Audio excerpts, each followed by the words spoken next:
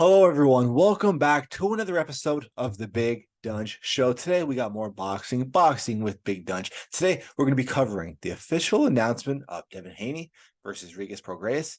Talk about who should former super middleweight champion Caleb Plant fight next, and a whole lot more. Just a reminder to subscribe to my YouTube, Big Donch. Follow me on TikTok and Instagram, Big Donch. I'm thinking about maybe getting that back to Spotify podcast. I think I'm also on Google Podcast and stuff like that. So I'm thinking about actually bringing back the podcast, but my main focus is YouTube. You guys all know that. Either way, let's get right into it. Actually, what I want to say right away, because news broke like 5 minutes ago, this is too big, right? Not boxing related, but too big not to cover. Damian Lillard traded to the Bucks. Unbelievable. Unbelievable. That team is going to be unstoppable. Either way, boxing. Alrighty. So it's official, ladies and gentlemen. Devin Haney and Regis Prograis to meet in a blockbuster world title clash. This is off the zone. Okay. It's going to be December 9th at the Chase Center in San Francisco, California. Chase Center is where the Golden State Warriors play. But let's take a look at this fight. Alrighty. Some of the notes that I came up with. Well, Haney, 30-0. Okay. People call him pillow hands. People call him soft. Not too many knockouts to his record. 50% of his fights are knockouts. Okay, so 15 fights were knockouts. He won by knockout. But very good defensive fighter. Very good actual boxer. Prograis, 29. I don't know why I'm mixing up the numbers. 29-1. Okay? He has the power. 24 knockouts. Okay, his only loss being to Josh Taylor. They're fighting for the WBC super lightweight belt. Devin Haney bumping up after defending his undisputed belts against George Kambosos and then Lomachenko, which I think was a robbery. Either way, he came off the win. And let me tell you, Haney looks good. Saw a video of him the other day of him boxing. He looks good. He looks good for that weight. He's going to be a problem at that weight. He could fight all the way up to maybe middleweight, at the end of his career. I feel like he'll feel in pretty good. Prograis coming off a win off of Danielito Zarilla. Prograis has more experience. He's a bit older. He's about 34 years old. Okay, that's how old he is. So that's pretty old. Devin Haney young. Devin Haney is still in his prime. Okay, he's just getting started. But I feel like Prograis has a lot of power that Haney never had before. He never faced before. A lot of people predict, well, maybe Haney goes down. I don't think he goes down. I think this fight's going to go to the scorecards. That's just me. I don't see Haney going down. I feel like he's too good a defender to go down. But Prograis is a powerful puncher. So we'll see. Definitely an exciting fight. A lot of people, super lightweight division's a little shaky right now. Because we saw Josh Taylor get embarrassed by Josh Taylor. I'm sorry. We saw Josh Taylor get embarrassed by Teofimo Lopez. I didn't see that coming. I knew Teofimo was exciting, but he looked amazing. It wasn't just a close decision win for Teofimo Lopez. He absolutely demolished, embarrassed Josh Taylor. We all saw the fight. And Josh Taylor, former undisputed super lightweight champion. And Teofimo just went to work. So I was thinking, all right, well, maybe Teo versus Haney would be good. But let's be real. It's Haney's first fight at super lightweight. Teofimo would be too dangerous for that. Prograis 5 years ago would be way too dangerous also for Devin Haney. But that's not 5 years ago. So I feel like this is a very solid match. Other guys that we have a super lightweight are, of course, Rolly, who's the champion. Shouldn't have been. And Ryan Garcia, who bumped up. I'd love to see that fight. Ryan Garcia is working with Derek James. And Rolly's Rolly, right? But I'd love to see that fight. I can't think off the top of my head the belt that they have, either WBO or WBA, not the IBF, but one of those.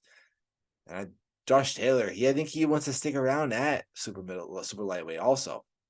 I don't think he should. I think he should bump up. I think his days though are running pretty slim, right? That loss to Teofimo was pretty bad. Okay, Teofimo was a guy who was going crazy, right? He looked sloppy his last two fights going into the Josh Taylor fight. And that was bad. But either way, Haney versus Prograis. I have that fight going to the cards. Exciting fight, though. That's on DAZN, December 9th in San Francisco, California. So, next topic of this episode. Who should former IBF super middleweight champion Caleb Plant fight next? I like Caleb Plant. One of my favorite fighters. He's a warrior. Doesn't back down. Doesn't back down. Former IBF champ, former undefeated champion, right? But then fought Canelo Alvarez. Things didn't go his way, but that's Canelo Alvarez. If you watch the fight, Caleb Plant had a very good defensive showing against that. Right? We watched the fight. He had a pretty solid defensive showing. We thought Canelo was going to beat him way worse than what he actually did. Canelo did pretty good. He ends up going to fight Durrell, knocks him out, probably the most popular knockout of 2022. Then fights David Benavidez for WBC interim super middleweight title. That was basically the start of the super fights to start the year of 2023. A great boxing year. And David Benavidez, I mean, Caleb Plant has a great start. Great start. He's up on the cards probably for the first 4 or 5 rounds, but he runs out of gas. David Benavidez, who's the one who's taking all the shots for the first 4 or 5 rounds, starts unleashing now, saving his gas tank. Well, Caleb basically gassed. A big problem like Caleb Plant, low gas tank. He needs to get that gas tank up. So, what do I think? He's 22-2. Coming off the loss of Benavidez. I just feel he is way too small. He needs a tune-up. Some good matchups at 168. If he wants to stay at 168, because we're going to talk about that too. If he wants to stay at 168, a good tune-up would be John Ryder or Derevianchenko, a Ukrainian fighter who's experienced, but I feel like Caleb Plant would definitely just outbox him. A better fight, not so much a tune-up, but a better fight that would fit Caleb Plant at 168, Andrade or Morrell. I think that's pretty good, right? 2 guys who are talented in the sport. Andrade's obviously going past his prime, doesn't fight as much, but Morrell, Cuban boxer, he's up on the come up. I still feel like Caleb Plant could, do some damage against him, because they're not champions anymore, right? Caleb Plant not a champion anymore. Caleb Plant has that, or Canelo Alvarez has that division on lockdown. He's fighting Charlo this Saturday. Stay tuned for a Canelo versus Charlo preview and prediction video posted on Friday. Well, I'm sorry, the fight's happening on Saturday. So Canelo has that division locked up. So I feel like what should Caleb Plant do? I think he should move down to 160. Take out that division. I think he could. We take a look at the middleweight division right now. You have Janik, right? You have Janik. I can't think of the name right now. I don't know why. The dude from Kazakhstan. Let's take a look. I just don't want to mispronounce the last name.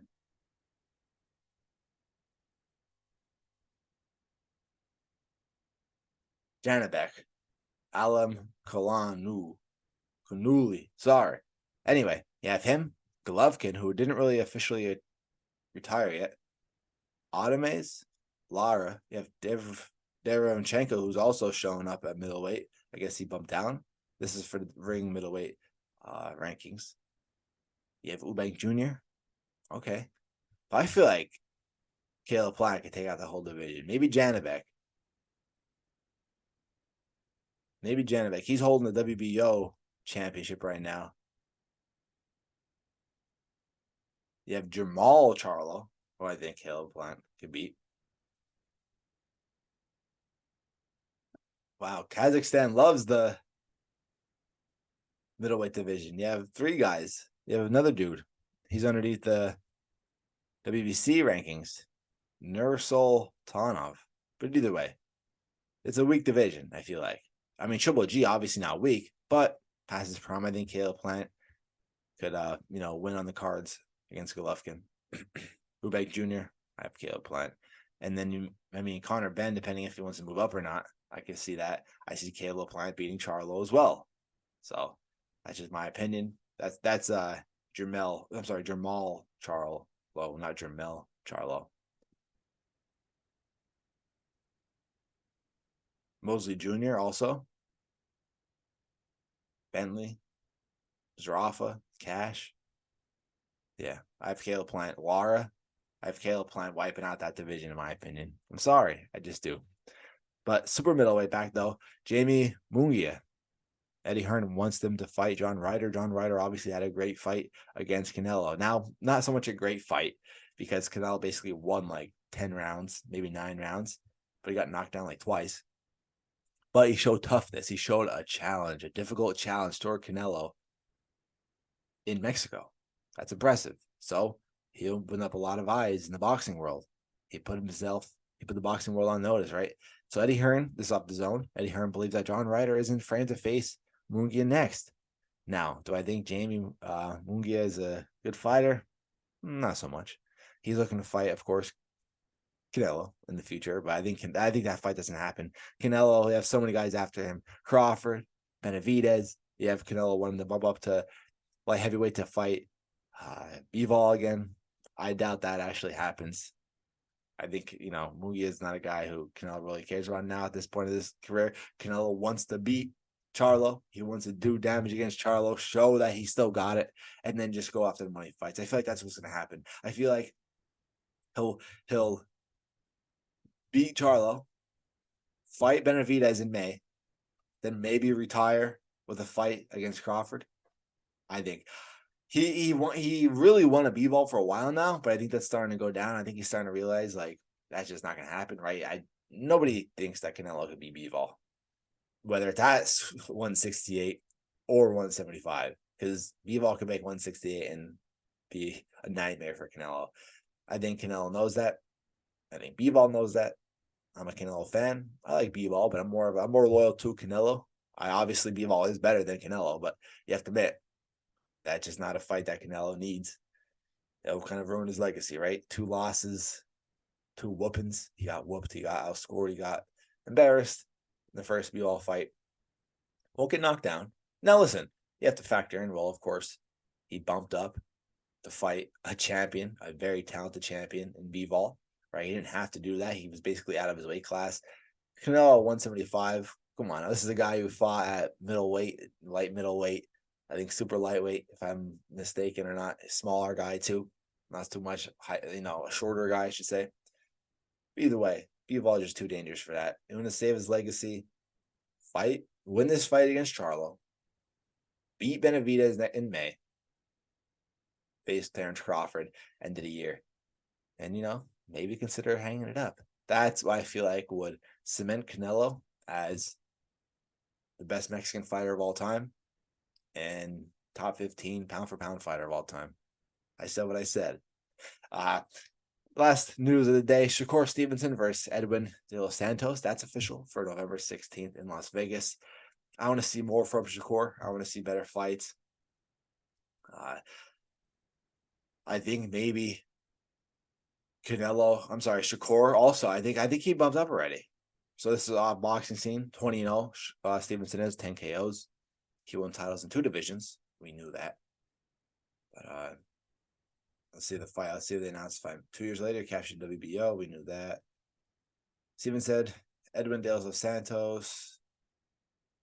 I'm just going to see where this fight's at. I mean, 16-1, 14 KOs.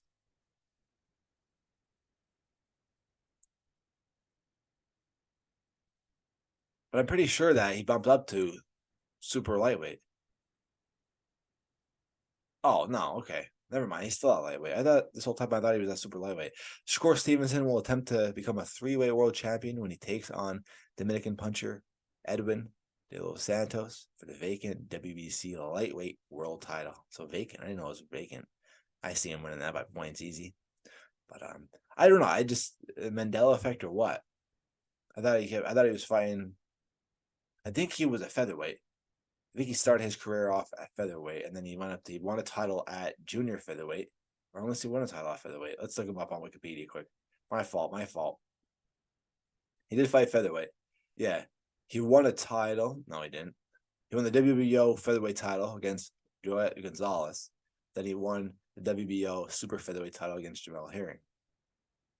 Then he defeated Robin Conesiquio for the WBC, WBO ring featherweight titles. He also defeated Oscar Valdez for those belts as well. So he defended them against Robson. Then he fought Shuichiro Yoshino. That was his lightweight debut, if I'm correct. Well, I'm looking at Wikipedia right now. On November 9th, 2022, WBC ordered Isaac Cruz to face Stevenson in a lightweight title eliminated. That would have been a great fight, but Cruz refused to enter negotiations. Come on now, Cruz. Cruz is a duck. I ain't going to lie with you.